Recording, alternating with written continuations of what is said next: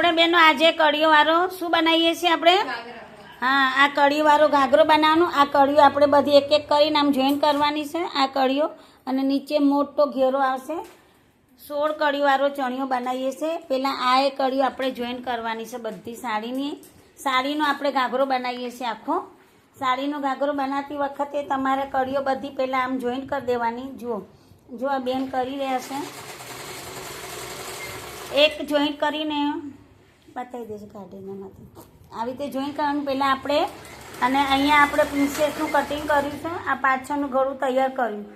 અને કોમલબેન, તમે આ પ્રિન્સેસનું કટિંગ કરો છો તો ફુગ્ગી બાંય રાખવાની છે ને તમારે? તો ફુગ્ગી બાંય કેવી રીતે બનાવવાની પહેલાં રીત જોઈ લો.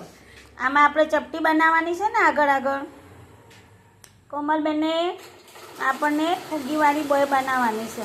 હા, એવી રીતે ચપટીઓ લગાવવાની છે. નીચે આવશે પટ્ટી. હા, અને પ્રિન્સેસનું તમે બતાવી દેજો જરા, તમે કેવી રીતે દોર્યું છે.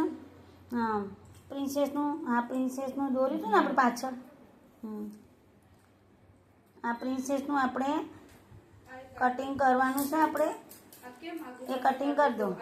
અને આ ઘાઘરો આપણે જો કળીવાળો ઘાઘરો તૈયાર કર્યું છે. હજી બીજી કળીઓ પણ તૈયાર થશે. સાડીનું છે, પાણીદાર સાડીનું કલર છે એવું. અને અહીંયાથી બીજું પણ આ 16 બીજી કળીઓ આપણે જોઈન કરવાની છે અહીંયાથી પકડ. એટલે આપણને 16 કળીઓવાળો ચણિયો તૈયાર થવાનો છે. એમાં આપણે અસ્તર બી નાખશું. જો હા, બસ એમ પકડ.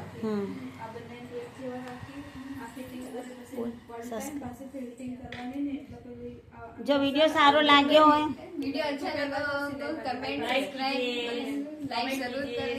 પ્રાર્થનાબેન સીવણ ક્લાસ. આપણે અહીંયા ઘરે પણ સીવણ ચાલુ હોય છે. બહેનો આવે છે શીખવા માટે. અહીંયા બધા મશીનો તૈયાર છે. જુઓ તમે આ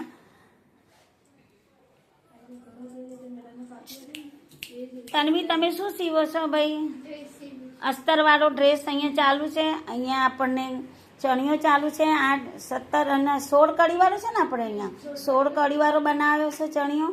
અને અહીંયા આપણને પ્રિન્સેસનું કટિંગ કર્યું હતું.